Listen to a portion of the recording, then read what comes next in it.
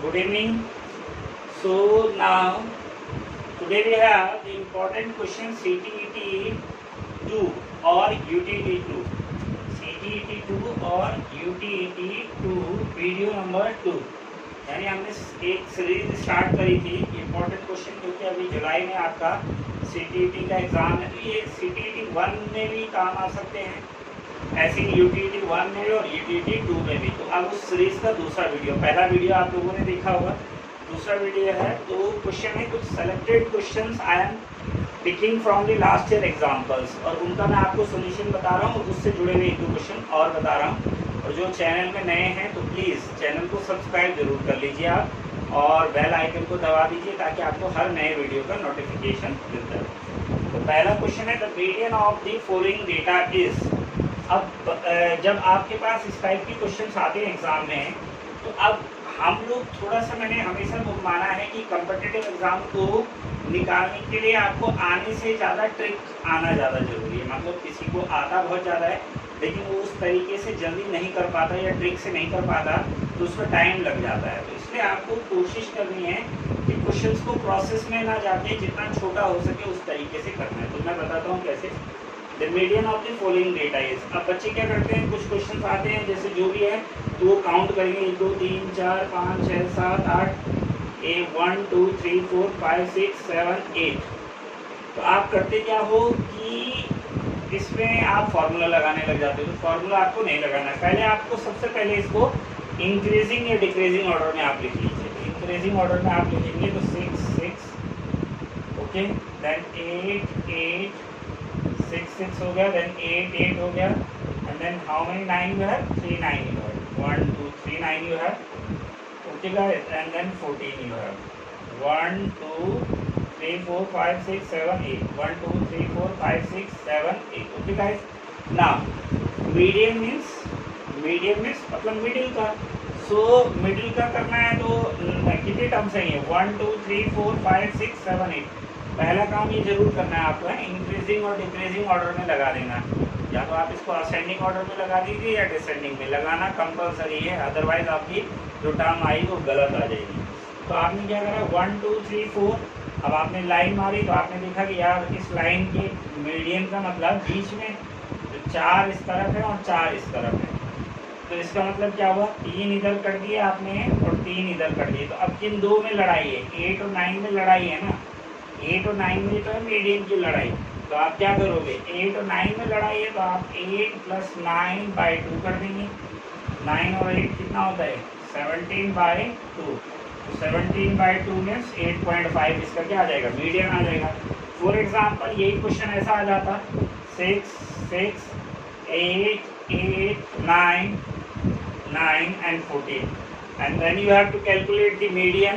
तब आपको मीडियन निकालनी पड़ती, तो तब आपके लिए काम और आसान हो जाता। 3 इधर चले गए, 3 इधर चले गए, तो सेंटर में कौन सी वैल्यू रह गई, ये रह गई ना। तो आपका मीडियन क्या हो जाएगा, that is your median is 8।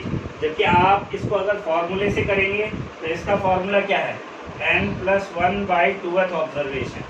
Median का होता है व्हेन n इज क्या है, जब सम और विषम odd, 1 2 3 4 5 6 7, when n is odd then median is n+1/2th observation. यानी कितने हैं यहाँ पर, 7 है ना टोटल नंबर, ये total number of term, 7 + 1/2 2th term, तो यानी 7 + 1 8/2th टर्म, 2th टर्म यानी 4th टर्म, क्या आ जाएगा, दैट इज 4th टर्म। तो पहले से गिनना है आपको 1 2 3 4, तो चौथे नंबर पे क्या है, 8। ऐसे आ जाएगा आंसर। ये तब है, लेकिन जब आप कॉम्पिटिटिव एग्जाम में कर रहे हैं, अब कोई बच्चा कर रहा है तो उसको तो फॉर्मल मैथमेटिक्स से करना पड़ेगा। वैसे बच्चों के लिए भी ये भी अलाउड है, क्योंकि मीडियन ही निकालना है, लेकिन फिर भी बच्चे क्या करते हैं, फॉर्मल मैथमेटिक्स को ज़्यादा। लेकिन आपको तो आंसर बताना है, तो आपको पता है मीडियन मतलब सेंटर मोस्ट वैल्यू।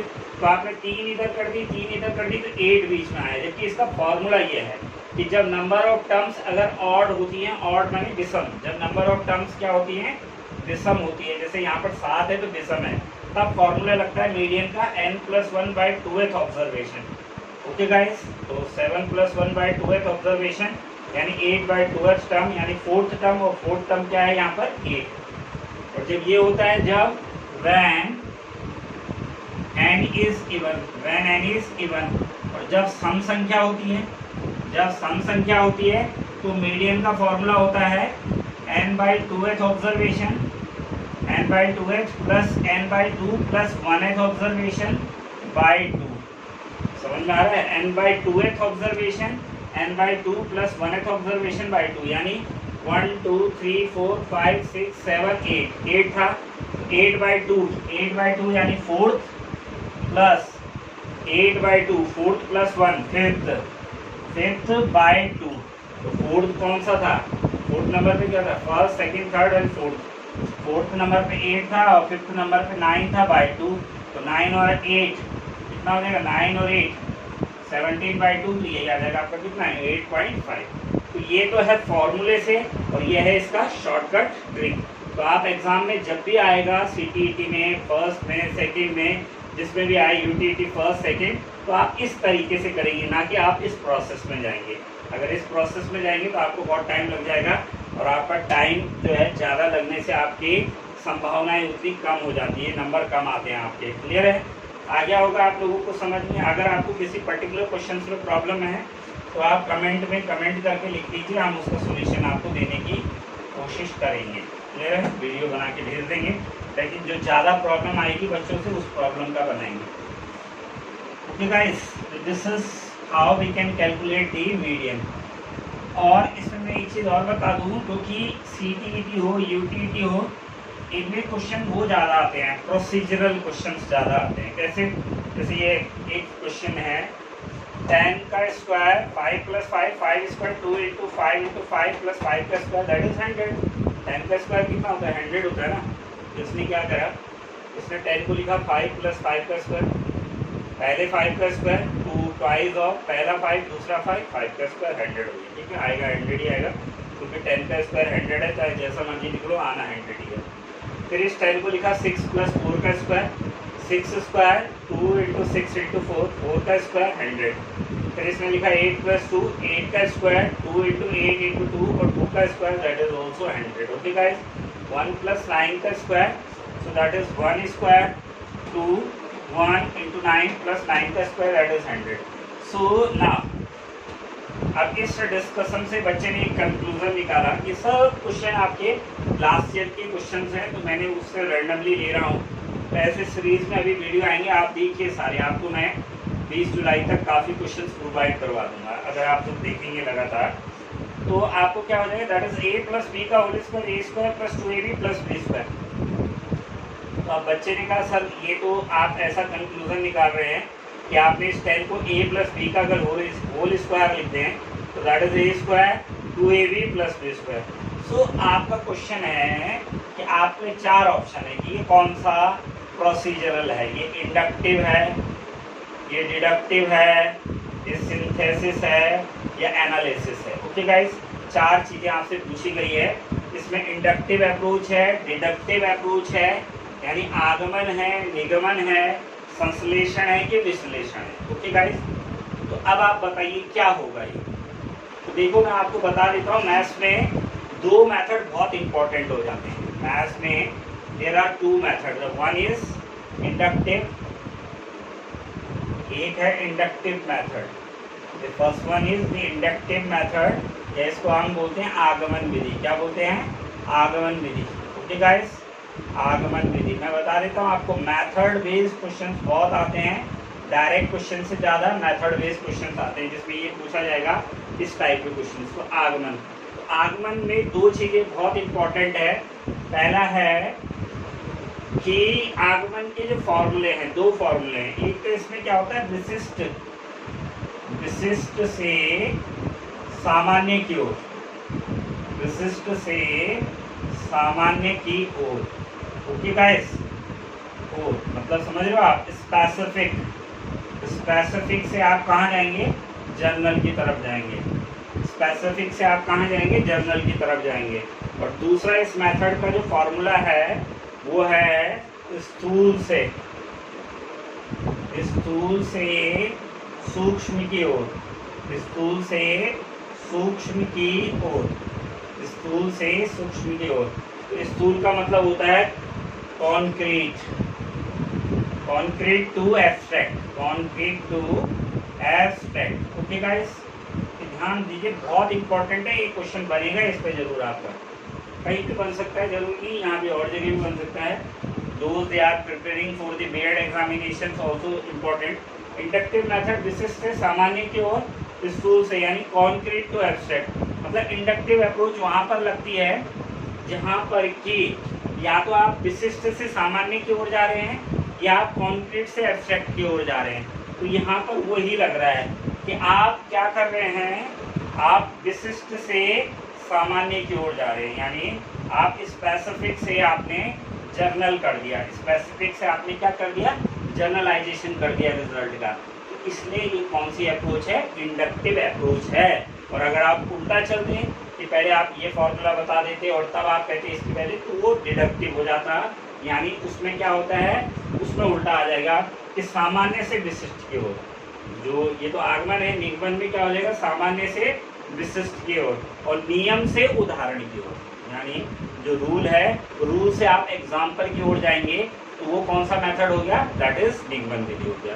तो अभी आएगा क्वेश्चन, तो उसमें और ज़्यादा विस्तार से बात करेंगे। अब है third question, the mean of the median, mode and range of the observation.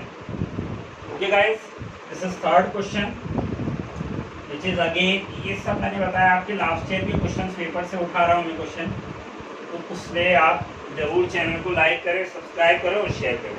The mean of the median, mod and range of the observation. Okay, so the number of observation you have, ये है आपके पास observation.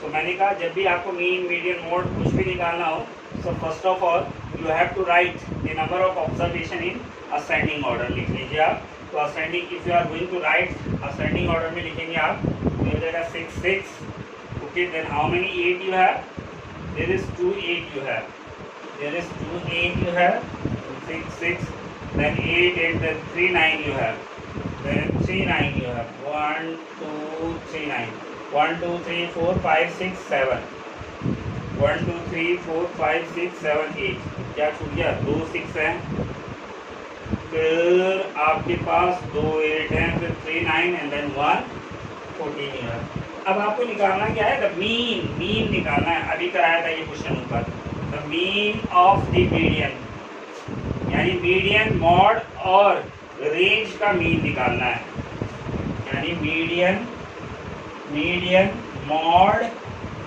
और range का median निकालना है। समझ में आ रहा है, क्योंकि 3 क्वांटिटी बनेगी, एक मीडियन, एक मॉड बनेगा और एक रेंज, तो डिवाइडेड बाय 3 तो मीन आ जाएगा। क्या आ जाएगा, दैट इज मीन आ जाएगा। क्लियर है, ये कोई फार्मूला नहीं है, मैं ये लिख रहा हूँ, ये होता है ना sum of observation upon number of observation, यानी इन जो क्वांटिटीज आती है उनका सम बटे अपॉन में नंबर ऑफ ऑब्जर्वेशन कितने हैं। एक ऑब्जर्वेशन यहाँ से आएगा, एक ऑब्जर्वेशन यहाँ से आएगा और एक ऑब्जर्वेशन यहाँ से आएगा। 3 ऑब्जर्वेशन को ऐड करके 3 से डिवाइड कर दोगे तो मीन आ जाएगा। तो पहला है मीडियन, तो मीडियन मैंने अभी निकाला था, इसका ऊपर 1 2 3 4 5 6 7 8, तो अगेन वही आ जाएगा, इन दोनों में कंपटीशन होगा, ये 3 इधर हो गए, ये 3 इधर हो गए, तो 8 + 9/2, तो कितना हो जाएगा, मीडियन हो जाएगा 9 + 8/2। अभी बताया था ना थोड़ी देर पहले, 9 + 8/2, तो 17/2, तो 17/2 कितना हो जाएगा, 8.5, कितना हो जाएगा, दैट इज 8.5। मॉड, मॉड आपको पता है वो नंबर जो सबसे ज़्यादा बार रिपीट हो रहा है, दैट इज मॉड। तो बताइए यहाँ कौन सबसे ज़्यादा बार रिपीट हो रहा है, 6 6 8 8 9 9 9, कौन रिपीट हो रहा है, 9 यहाँ 3 बार रिपीट हो रहा है, तो मॉड क्या हो गया आपका, 9 हो गया। जो सबसे ज़्यादा बार रिपीट होता है वही मॉड होता है। बहुलक, जिसका लक ज़्यादा है वही तो है बहुलक, बहुत ज़्यादा लक्की। तो यहाँ 9 ज़्यादा लक्की है क्योंकि 9 3 बार आ रखा है, बाकी 6 2 बार आ रखा है, 8 भी 2 ही बार है और 14 तो 1 ही बार है। Okay guys, and then range, range कैसे निकालते हैं, रेंज निकालते हैं लार्जेस्ट, लार्जेस्ट सबसे बड़ी वैल्यू में से सबसे छोटी वैल्यू माइनस कर दो, सबसे बड़ी वैल्यू में से सबसे छोटी वैल्यू, यानी 14 में से 6 माइनस कर देंगे तो रेंज आ जाएगा। 14 सबसे बड़ी वैल्यू है, सबसे छोटी वैल्यू को अगर माइनस कर दें तो रेंज, रेंज यानी परास, जिसको आप लोग हिंदी में क्या बोलते हैं, परास, मीन को बोलते हैं माध्या, मीडियन को बोलते हैं माध्यिका और मॉड को बोलते हैं बहुलक। ये आ जाएगा 8.5 प्लस 9, 14 में से 6 गया 8/3, तो 9 और 8 कितना होता है 17, 17 और 3 20, 20 और 5 25, 25.5 ये आएगा ना।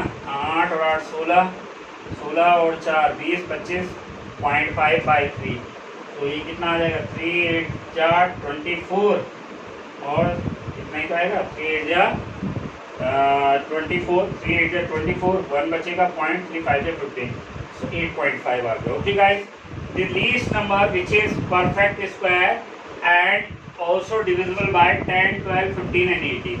This is one of the most important question for any competitive exam, not even only CTET, UTET, but other competitive exam you are giving, उनके लिए भी ये इम्पोर्टेंट है। मतलब कोई भी आप कॉम्पिटिटिव एग्जाम दे दीजिए उसमें इस टाइप के क्वेश्चंस आते ही आते हैं कि the least number which is a perfect square and also divisible by 10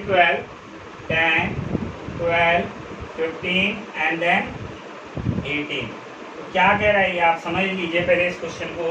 the least number, सबसे छोटा number, which is a perfect square भी होना चाहिए and is also divisible by, और इनसे डिवाइड भी हो जाए, किससे 10 12 15 और 18 से पूरा पूरा डिवाइड भी हो जाए।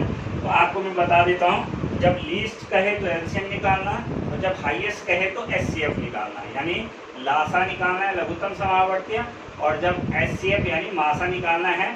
जब कहता है बड़ी से बड़ी संख्या निकालो, जब कहता है छोटी से छोटी निकालो तो लासा निकालना है। ओके गाइस, तो यहाँ पर वो कह रहा है द लीस्ट नंबर, लीस्ट माने छोटा नंबर निकालना है, एलसीएम निकालेंगे। तो पहले इनका एलसीएम निकाले तो कितना हो जाएगा, ये 2 5 जा 10, 2 6 जा 12, 15 एंड 2 9 जा 18। ओके, फिर 2 से ही कर लो, एक बार 2 से करोगे कर लीजिए 5, 2 3 जा 6, 15 नहीं डिवाइड होता, 9 भी नहीं होता। देन अब 3 से कर लीजिए 5 1, 3 5 जा 15, 3 3 जा 9। ओके गाइस, फिर 3 से कर लीजिए 5 1 5 एंड दिस इज कितना हो जाएगा, ये हो जाएगा आपके पास कितना 1। ओके, देन 5 से करेंगे 1 1 1 एंड 1। तो देख लीजिए इसका एलसीएम निकाल दीजिए आप। एलसीएम कितना हो जाएगा इसका 2 × 2 × 3 × 3 × 5, तो 2 2 जा 4, 3 3 जा 9 और 5, तो 2 2 जा 4, 3 3 जा 9 5, 9 4 जा 36, 9 4 जा 36 × 5, तो 9 4 जा 5 6 जा 30, कैरी गया 3, 5 3 जा 15 और 3 18, ये आया 180। 5 6 जा 30, 5 3 जा 15 और 3 18। अगर ये क्वेश्चन सिर्फ इतना होता कि the least number which is divisible by 12 10 12 15 18, so your answer is 180। तब आपका आंसर कितना हो जाता है 180 हो जाता है। अगर वो सिर्फ इतना बोलता है कि वो छोटा से छोटा नंबर बताओ जो 10 12 15 और 18 से भाग हो जाए, ठीक है, तो आपका क्या आ जाता है 180 आ जाता है। लेकिन उसने एक कंडीशन और जोड़ दी उसके साथ, लीस्ट नंबर तो निकालना ही निकालना था, लेकिन विच इज अ परफेक्ट स्क्वायर। वो कह रहा है भैया मुझे परफेक्ट स्क्वायर भी चाहिए। तो परफेक्ट स्क्वायर चाहिए तो देख लीजिए आप, ये 2 का तो परफेक्ट स्क्वायर था, 3 का परफेक्ट स्क्वायर था, अगर एक और 5 होता तो 5 भी परफेक्ट स्क्वायर बन जाता। तो इसलिए इसको परफेक्ट स्क्वायर बनाने के लिए किससे इंटू करना पड़ेगा, 180 को किससे इंटू करना पड़ेगा 5 से, क्योंकि एक 5 की कमी रह गई ना, और तो पूरा है, एक 5 कम पड़ गया। 5 0 का 0, 5 8 जा 5 0 का 0, 5 8 जा 4 का 0, 5 8 जा 40 का 0, 5 1 जा 5 और 4 9, तो 900 वो नंबर है जो परफेक्ट स्क्वायर भी है। किसका परफेक्ट स्क्वायर है, 30 का है, 30 का स्क्वायर करोगे तो 900 आ जाता है। और साथ ही साथ ये 900 is a number which is completely divisible by 10 12 15 और 18 से भी ये पूरा डिवाइड हो जाता है। 900 जो है 10 से डिवाइड कर लो, 12 से कर लो, 15 से कर लो, 18 में कर लो, पूरा डिवाइड भी हो जाएगा और परफेक्ट स्क्वायर भी है। और अगर सिर्फ इतना आता है कि जो पूरा डिवाइड हो जाए छोटे से छोटा नंबर, तब आपका आंसर 180 आना था। लेकिन उसने एक कंडीशन और जोड़ दी, the least number which is a perfect square, ऐसा छोटा नंबर जो परफेक्ट स्क्वायर भी हो, इसलिए वो ये करना पड़ा आपको। Okay guys, and the last question भी है। अब हमारे पास लास्ट क्वेश्चन है तो वो भी कुछ इसी टाइप का है। वो कह रहा है, अब कह रहा है least number which is completely divisible by largest number. चलो बहुत है आज के लिए, इतना ज़्यादा ओके गाइस। तो मेरे ख्याल से सफिशिएंट है इतना, क्योंकि बहुत ज़्यादा लंबी वीडियो बना दूँ तो आप लोग देखते भी नहीं हो उसको, तो इसलिए एक क्वेश्चन अगले वीडियो में ले लेंगे इसको। Okay, thank you.